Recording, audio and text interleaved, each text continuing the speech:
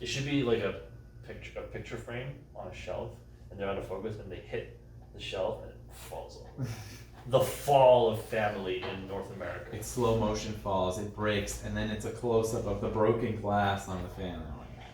Just for once, I want to see a picture frame fall, but the fall and crash is so devastating that not the glass breaks, but the picture rips apart.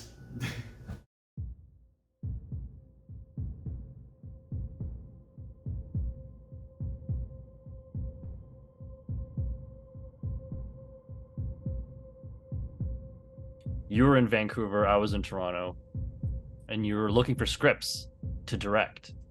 And I messaged you saying, "Hey, I could write a script if you'll read it," and and you said sure. And so I actually wrote it for you to direct. And if you watch the film, it's very obviously a COVID project because it's one location, 2 actors max, self-contained, very short, a lot less gore than we typically use. I mean, yeah, whenever like someone asked me, "Oh, what is it about?" I was like, "It's like Freaky Friday, but with a darker twist, because it's with like, the stalker, and it's a lot creepier." Oh, so you describe it the same way too, I mean. Yeah. That's great. Okay. I'm glad we're same wavelength. Look at us. Heartbroken. Shut up! Cut that shit out right now, or I swear, God, I will hurt you. Just be hurting yourself, wouldn't you?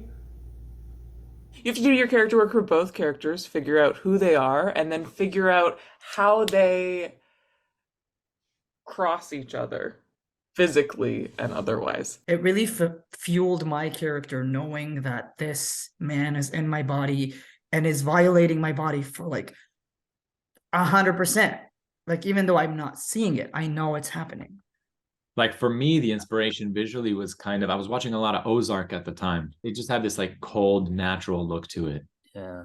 It's all like window lighting a lot of the time, like very little practicals, like maybe in the back, but it just felt like it was naturally lit all the time and just like negative fill everywhere. Right. So like, I felt like it would work really well for something like this, especially since we needed it to look pretty natural and we only had sort of a window light source in an apartment. We're very Roger Deakins obsessed, I think, because of the minimalism.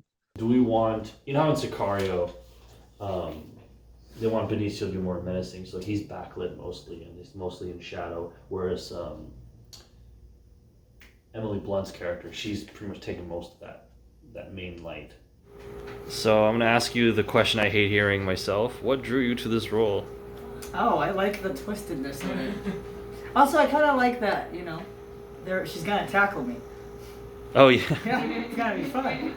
You're gonna get physically assaulted. How do you feel? I mean, We're ready. now I'll know how the experience goes. Yeah. Yeah, we'll keep you safe. Keep everyone safe.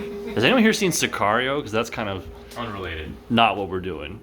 Yeah, there's a real like scrappy energy on set that I really love. Like when you work on those like indie films, and everyone's just like excited to be there. There was a lot of that, which is awesome. So we just left Dollarama. What do we pick up? Just this, really. Energy drink, which is a prop. Some stickies to put Some up all the posters. Yeah, how much did all that come up to? About $4. Nice. Nice. How we do. So far, Full what's the House total- Films, what's the cheap total as budget fuck. so far. Laid out all the posters we're gonna use. Gonna promote some indie flavors. That's right, His Majesty. Alex was constantly checking in with me, being like, "You good? You good? You good?" Because it's dark stuff, so you got to do that. But it also is the work that we came here to do, that we're excited about. Actors have that sort of morbid excitement about the like, "Ooh, I get to be really scary today. Like I get to, I get to experience the things. I get to cry in a corner today." And yeah, I did get to cry in a corner that day, and I enjoyed it. It was great. Fucking die!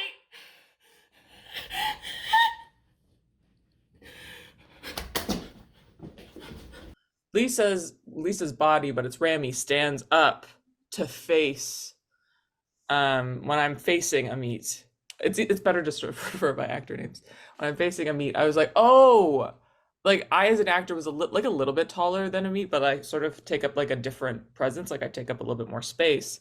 and they really chose to highlight that in the shot, and I thought that was fantastic because I was like, oh yeah, like different body, like the monster's in a different body, a larger body now, like that's so cool. You know, also starting out, you sit down, Yeah. so like it's kind of like the powers and like within me, and then like as soon as you stand up, there's a immediate power shift where you're like taller than I am, and I have to look up at you, and then it's like kind of like the ball drops for me too. I was like, I'm in deep trouble. I'm not gonna say the word I wanted to say. That closing monologue, I'm very torn on it, because the reason why it's there in the first place is because to at the risk of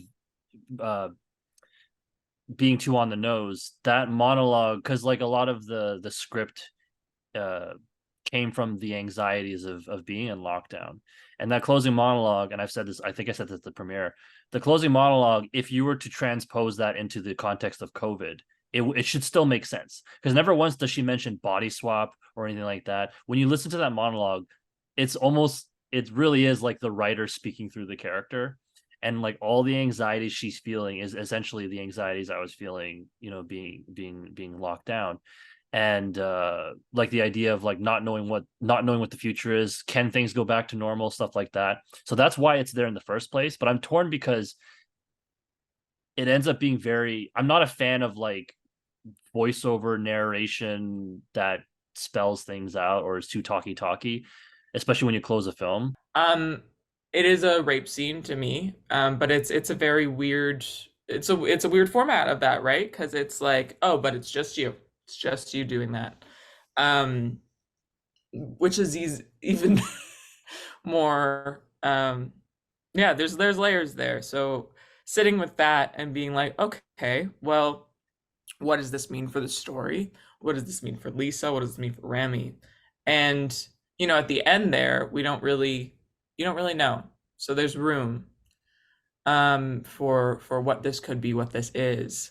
And as I was going through that, I was like, well, how much of Lisa is present while Rami is in the driver's seat, is a question that I kept coming back to. And in that scene, it was really at the forefront. While I was sleeping, what if I kind of slipped back into my like real body's consciousness, but then slipped back, like, you know, like it was kind of like the frequency was kind of interrupted or something like that, and then I woke up knowing what happened, or like feeling it in Rami's body as Lisa, but knowing what Rami did to my body as Lisa. Does that make sense what I'm saying right now? Yes. Yes. Yes. We were just tracing it. It took a lot of concentration, but yes.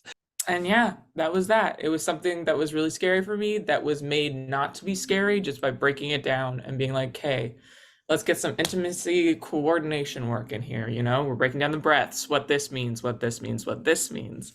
And like, that is, intimacy coordination is something I've only been introduced to as of like my second year of theater school, I'd say.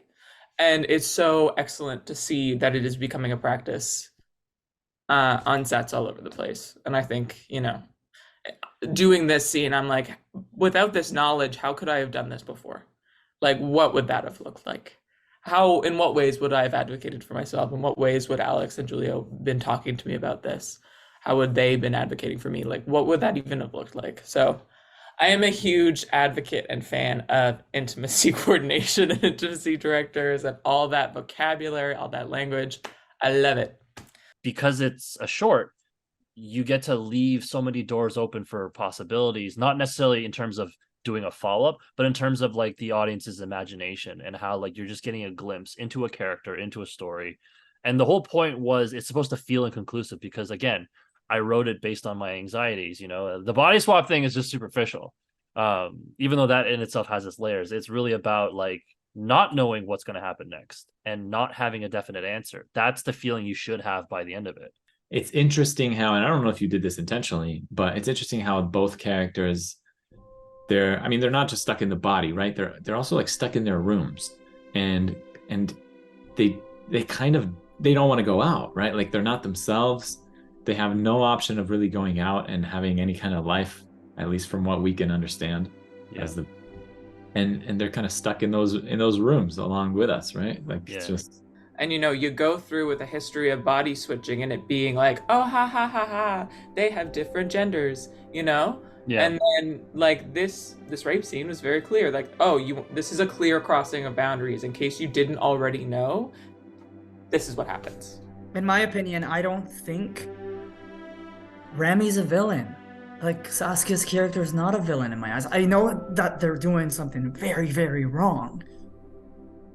But, like, in the end, it's a human being that just, it's just like a thing led to a thing, led to a thing, led to a thing, and it's just, she ended up there. If someone reached out or if there was something that happened along the way, would you have ended up in a very different place? That's what I'm trying to say. It just made me think about humans and, our nature and our craving to be loved.